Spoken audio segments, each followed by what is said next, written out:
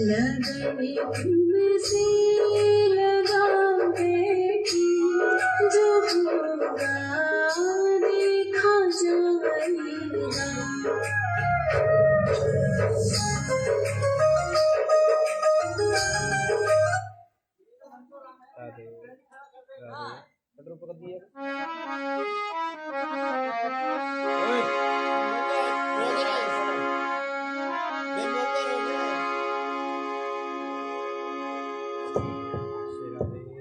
राधे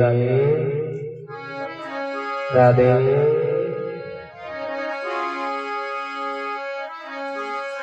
ओ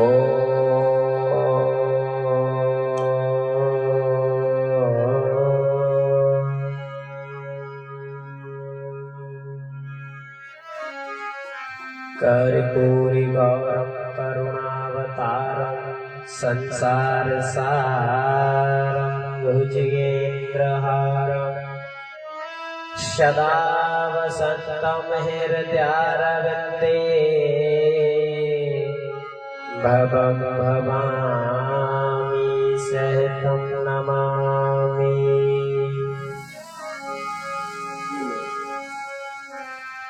कृष्णाय वासुदेवाय हरये परमात्मने प्रणतभ्यः क्लेशनाशाय गोविन्दाय नमो नमः। राम नाम की लूट है और लूट सके तो लूट, अंत समय पछताएंगे जब प्राण जाएंगे छूट।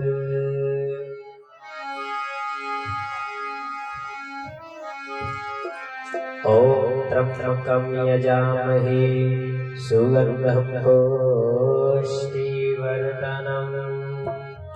उर्वारुकमेव वन्दनात् मृत्युमोक्षी महाव्रता। या देवी सर्वभूतेषु शक्तिरूपेण संस्थिता नमस्तस्यै नमस्तस्यै नमस्तस्यै नमो नमः।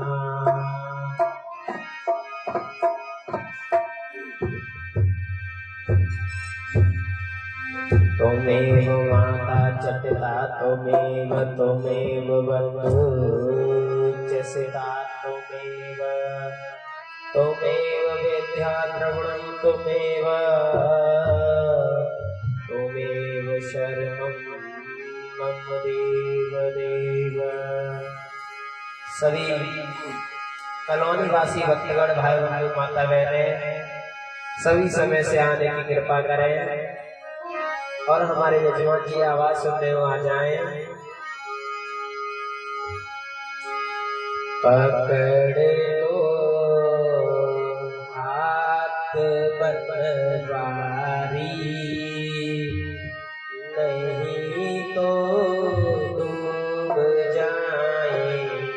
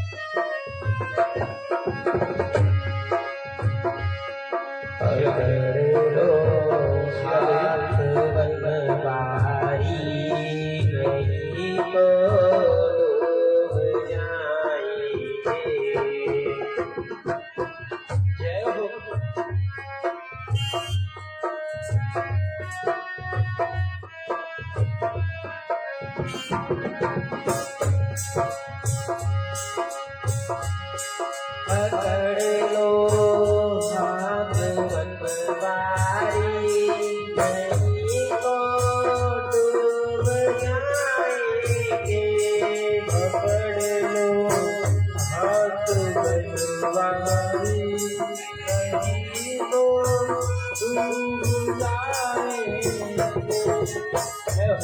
नहीं तो डूब जाएंगे हमारा कुछ न बिगड़ेगा तुम्हारी बात जाएगी हमारा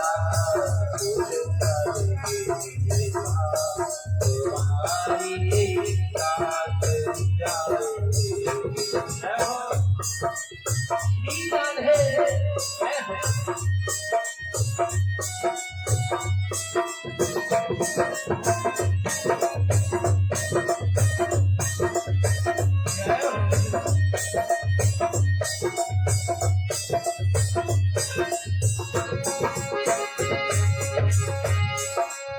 जाएगी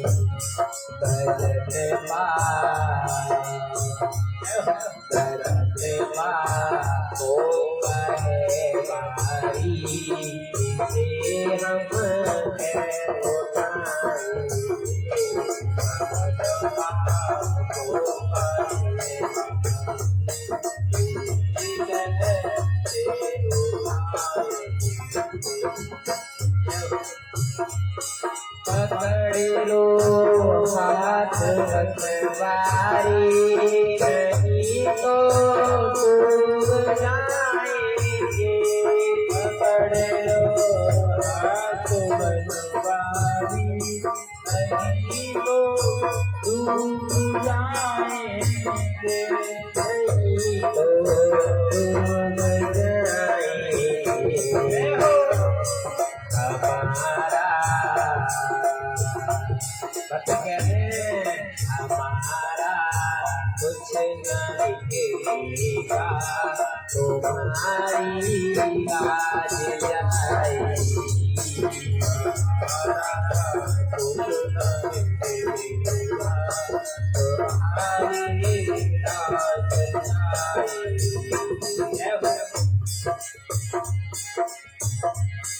तुम्हारे भरोसे पर जमाना छोड़ बैठे हैं तुम्हारे भरोसे जमाना छोड़ बैठे हैं जमाना छोड़ बैठे हैं जमाने की तरफ देखो जमाने की तरफ देखो जिसे हम कैसे लगाएंगे जमाने की तरफ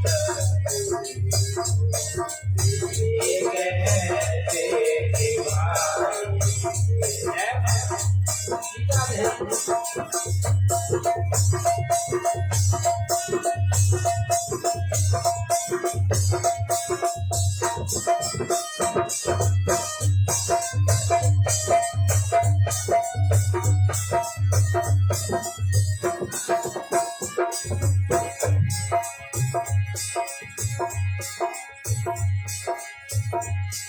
पकड़ लो हाथ मनवारी नहीं तो डूब जाएंगे पकड़ लो हाथ गिरधारी नहीं तो डूब जाएंगे नहीं तो डूब जाएंगे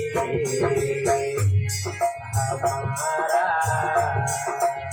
कहीं के ताल बजाते हुए हमारा कुछ न दिखेगा तुम्हारी लाज जाएगी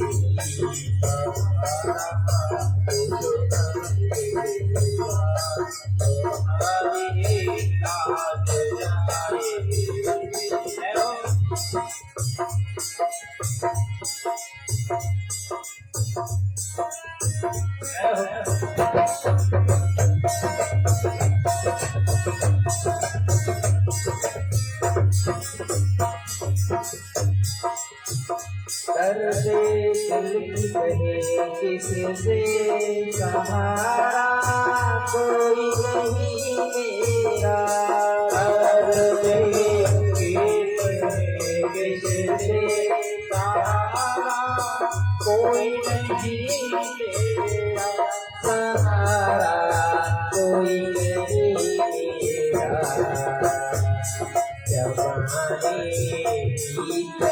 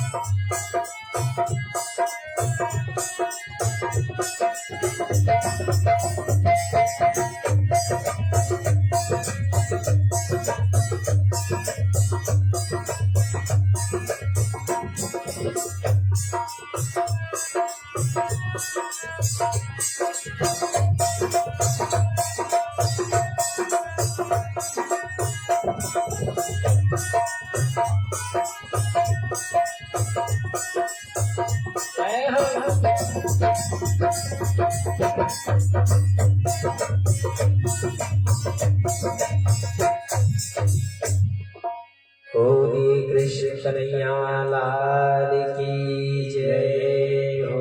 होली गंगा मैया की जय हो। जय जय श्री राधे श्याम। कल आप सभी ने श्रवण किया भागवत का महत्व। सबसे पहले किसी चीज का फायदा बताया जाता है। कल आपको हमने फायदा बताया कि भगवान की भक्ति करने से क्या क्या लाभ होता है। भगवान की भक्ति करने से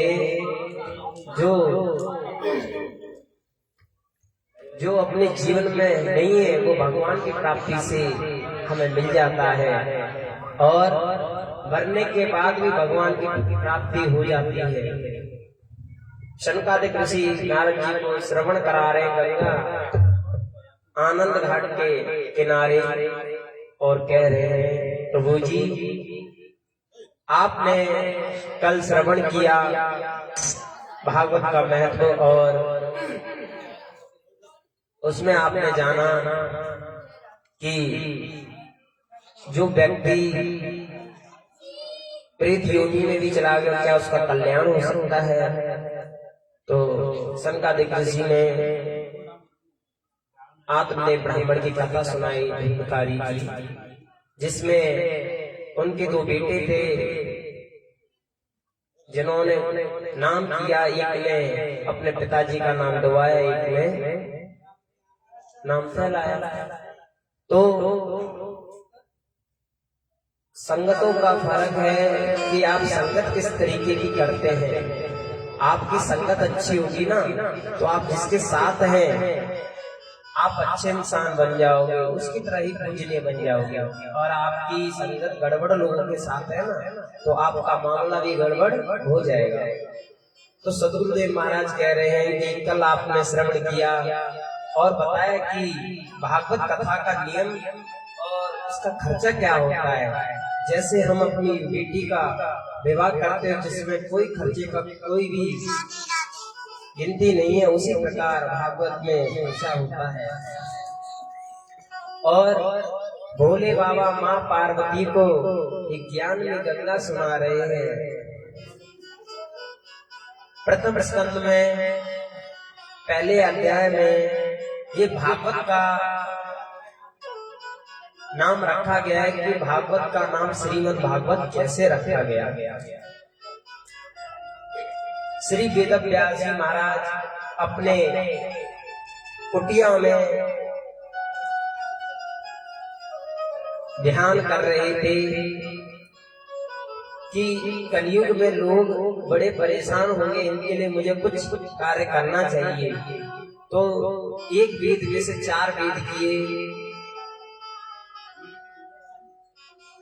ऋग्वेद, यजुर्वेद, सामवेद, अर्थवेद। इनसे उनका मन नहीं भरा तो उन्होंने पंचम वेद महाभारत लिखा। उनसे भी उन्हें संतुष्टि नहीं मिली तो 17 पुराण लिख डाले।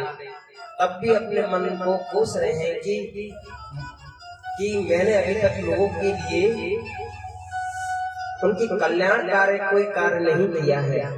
तो बैठे हुए ध्यान कर रहे हैं अपने में क्या करूंगा ऐसा। तभी नारद जी महाराज प्रकट हो जाते हैं और भगवान का जैसे उच्चारण करते हैं। वेदव्यास जी खड़े होकर सदगुरुदेव महाराज को प्रणाम करते हैं। आइए सदगुरुदेव महाराज आप आइए। उनको पुष्पों की माला पहनाते हैं और आसन देते हैं और उनसे निवेदन करते हैं, प्रभु आप हमारे इस दास की कुटिया में। तो कहने लगे आप चिंता मत करो, आप जिनके लिए परेशान हो मैं आपको बताने आया हूँ कि आपने जो लिखा है आपको उससे संतुष्टि नहीं मिली है। तो प्रभु तो मैं क्या करूँ? तो आपने गोविंद का गुणगान किया? नहीं प्रभु जी, गोविंद का तो गुणगान नहीं किया है, क्योंकि जब तक भगवान की लीलाएं, भगवान की चर्चाएं जब तक उसमें न लिखी जाएं तब तक उसमें आनंद कैसा है। और इस श्रीमद् भागवत केवल भगवान के बारे में नहीं है, इसमें तो भक्त के बारे में भी दे रखा है कि भक्त कितने प्रकार के हुए, कौन कौन से भक्त हुए और उनके ऊपर क्या क्या अपराध हुए कि उन्हें कष्ट दिया गया और भगवान उनके कष्ट हरने के लिए स्वयं प्रकट होकर चले आते हैं। इसी ने पूछा कि आपके भगवान बैकुंठ में रहते हैं और जब भी उनके भक्त बुलाते हैं तो वो दौड़े चले आते हैं, ऐसा क्यों? एक ने जवाब दिया कि जब हमारे माता पिता हमारी देखभाल करते हैं, जब भी हमें कोई कष्ट आता है तो हम अपने माता पिता को बताते हैं, अब वो जब सुनते हैं तो हमारा कष्ट दूर करने के लिए चले आते हैं। गुरु गोविंद भगवान की जय। तो वेदव्यास जी महाराज को कहते हैं कि आप श्रीमद् भागवत महापुराण लिखिए, इससे लोगों का कल्याण होगा। कि प्रभु जी मैंने ये 17 पुराण लिखे, इनसे कोई फायदा नहीं होगा। नारद जी कहने लगे सबसे फायदा होगा, लेकिन जैसे एक वृक्ष होता है और वृक्ष का जो तत्व होता है उसका फल होता है, तो ये श्रीमद् भागवत रूपी फल है। तो ये लोगों के यहाँ जाएगा, लोग इन्हें सुनेंगे, श्रवण करेंगे, रसपान करेंगे तो उनका जीवन धन्य हो जाएगा। तो भगवान की महिमा के बारे में बताते हैं नारद जी कि मैं पिछले जन्म में एक दासी पुत्र था और मेरी माँ संतों की सेवा करती थी। मेरी माँ संतों की सेवा करती थी और मैं संतों की सेवा करता था। जैसा मेरी माँ कहती है मैं वैसा काम करता था। संत लोग जब भगवान का कीर्तन करते थे तो मैं भी उनके कीर्तन में जुड़ जाया करता था, उनके साथ भगवान का कीर्तन बोला करता था। मेरे मन में इच्छा हुई कि मैं संतों के साथ ही चला जाऊं। जब मैंने संतों से कहा कि प्रभु जी आप भी मुझे अपने साथ ले चलिए, मुझे भी भगवान का भजन करना है। संत बोले बेटा आपकी तो माँ है, अभी आप अपनी माँ की सेवा कीजिए, अगर आपकी माँ आज्ञा दे दे तो हम आपको ले जाएंगे। पर माँ का सहारा तो एक ही बेटा था। तो उनकी मां ने मना कर दिया, नारद जी नाराज हो गए। लेकिन संतों ने कहा कि बेटा आप चिंता मत करो, जब आपकी माँ ना रहे तो आप हमारे पास चले आना, तब हम आपको हरि नाम की माला का मंत्र दे देंगे, उसे आप जपते रहना और आपको हरि की प्राप्ति हो जाएगी। तो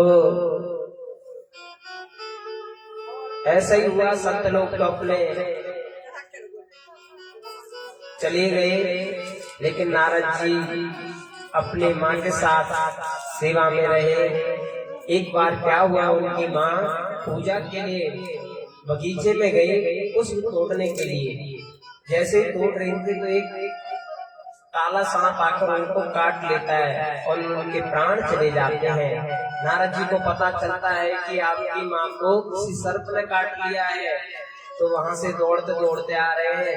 एक तरफ भगवान का धन्यवाद कर रहे हैं, एक तरफ रो रहे हैं। धन्यवाद इसका कर रहे हैं क्योंकि अब माँ नहीं रहेगी तो भगवान का संतों का मैं भजन करूंगा। दुख इस बात का है कि अब माँ नहीं रही तो मेरा सहारा कौन रहेगा। तो एक तरफ प्रसन्न भी है, एक तरफ उदास भी है। फिर अपने माँ का अंतिम संस्कार करके संतों के पास जाते हैं और संत उन्हें भगवान का मंत्र देते हैं और नारद जी से कहते हैं कि आप इसे जपते रहेंगे और आपके ऊपर भगवान की कृपा होगी। यमुना के किनारे नारद जी बैठे हुए हैं और भगवान का नाम जाप कर रहे हैं और ध्यान कर रहे हैं। मन में भगवान की छवि प्रकट हो गई है और जैसे भगवान की छवि को मन से खींच लेते हैं, नारद जी तड़पने लगते हैं और नारद जी से कहते हैं, नारद जी आप अपनी आंखें खोलिए, मैं बाहर खड़ा हूँ। जैसे नारद जी आंखें खोलते हैं, साक्षात लक्ष्मी नारायण भगवान का दर्शन करते हैं। बोलिए लक्ष्मी नारायण भगवान की। और उन्हें आशीर्वाद देते हैं कि आप ब्रह्मा जी के पुत्र बनेंगे। आशीर्वाद देके चले जाते हैं। तो वेद व्यास जी को नारद जी कह रहे हैं कि मैं आज आप देख रहे हो, मैं ब्रह्मा जी का बेटा हूँ, 10वां बेटा हूँ और मैं हरि का गुणगान करता हूँ, हरि के भजनों में खो जाता हूँ। फिर एक दिन क्या हुआ, मैं हरि नारायण के यहाँ गया तो उन्होंने मुझे अपना वीणा मुझे बजाने के लिए दिया, कहा कि इस पर मेरा गुणगान करो। और मैं हरि का गुणगान करता हूँ और आज पूरे सर्व समाज में देखिए हरि नाम के हीरे मोती बिखरा रहा हूँ। बोलो गोविंद भगवान की जय।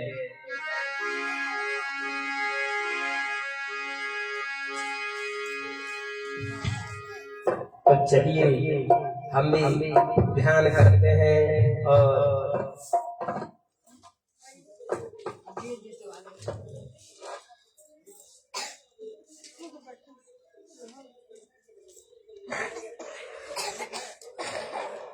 श्री राधे जय श्री राधे जय हो श्री राधे। गौरी गंगा मैया की जय हो, गौरी यमुना मैया की जय हो। हर पल तुम्हारी याद आती रहे राघव, आती रहे। हर पल तुम्हारी याद आती रहे राघव, आती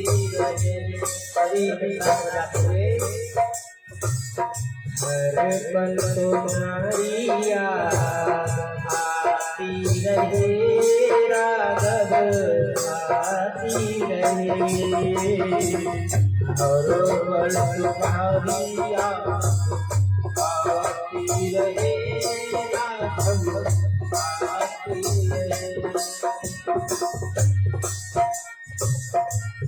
फूल कलियों में फूल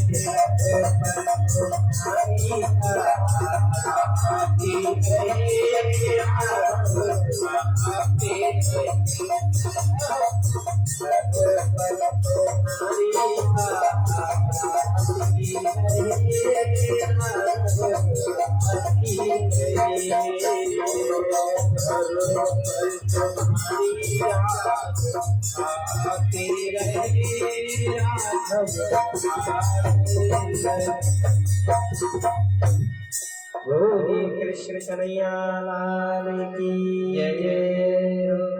नारद जी कह रहे हैं भगवान ने मुझे वीणा दिया है तो मैं भगवान का कीर्तन करता हूँ। तो वेद व्यास जी महाराज हरि नाम के गुण में रीझ जाते हैं और भगवान की महिमा का सारा वर्णन श्रीमद् भागवत में लिख देते हैं। भगवान की लीलाएं रखते हैं। भगवान ने किस प्रकार गोवर्धन महाराज उठाया और किस प्रकार काटना का वध किया है, किस प्रकार अन्य राक्षसों का मारा है और किस किस का कल्याण किया है, सभी के बारे में वर्णन किया है। ग्रंथ तैयार होने के बाद उन्हें ध्यान आया जब तक कि सरकारी जो कागज होता है जब तक सरकार की मोहर ना लगे तब तक वो सरकारी कागज नहीं माना जाता है। तो वेद व्यास जी भगवान के पास जाते हैं, नारायण जी के पास, उनसे कहते हैं प्रभु जी हमने आपकी लीलाओं का वर्णन किया है और इस ग्रंथ का नाम हमने सिर्फ भागवत रखा है। भगवान पढ़ते हैं उसमें अपनी लीलाओं के बारे में देखते हैं और किस प्रकार उनका जीवन व्यतीत हुआ है वो सब लिखा हुआ है। भगवान पढ़ के प्रसन्न होते हैं और आशीर्वाद देते हैं। व्यास जी कहते हैं कि पिताजी का तो आशीर्वाद ले लिया, साइड में माता लक्ष्मी भी बैठी है तो उनका भी आशीर्वाद ले ले। माता जी से कहा माता जी हमने ये ग्रंथ तैयार किया है, पिताजी ने तो आशीर्वाद दे दिया है, आप भी दे दीजिए। माता जी ने कहा इसमें हमारे बारे में कहाँ कहाँ वर्णन किया है। वेद व्यास जी कहते हैं माँ आप भगवान की पत्नी बने हैं, सीता जी बने हैं, रुक्मिणी जी बने हैं, उन सब में आपका वर्णन है। माँ ने कहा वो तो उसमें हो गया, हमें हुआ। बोलिए श्रीमद् भागवत महाभगवान की जय हो। और सभी खड़े हो जाएं।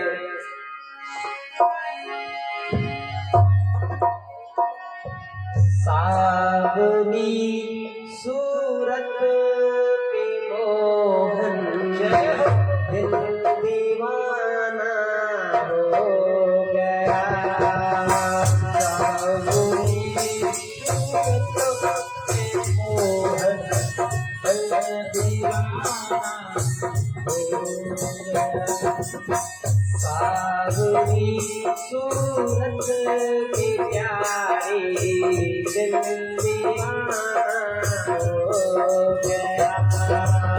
सावनी सूरत की प्यारी दिल दीवाना हो गया। हो दिल दीवाना हो गया तेरा दिल दीवाना हो गया। हो दिल दीवाना हो गया तेरा दिल मस्ताना हो गया। सावनी सूरत की प्यारी दिल दीवाना हो गया। सावनी सूरत के प्यारे दिल दीवाना हो गया। हो दिल दीवाना हो गया तेरा दिल दीवाना हो गया। हो दिल दीवाना हो गया तेरा दिल दीवाना हो गया।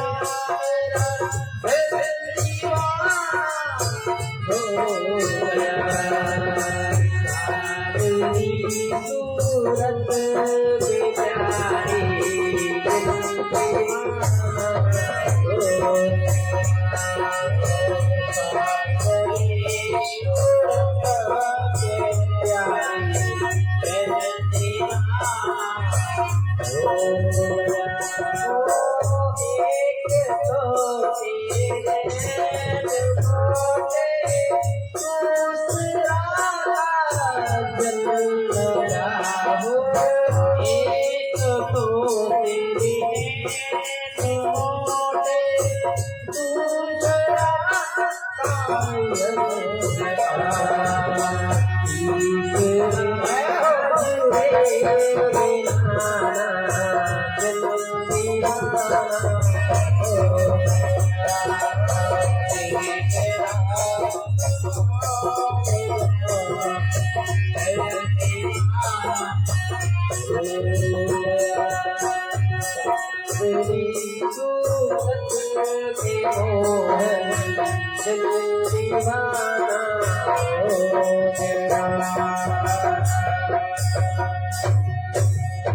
होली गंगा मैया की जय हो। श्री राधे।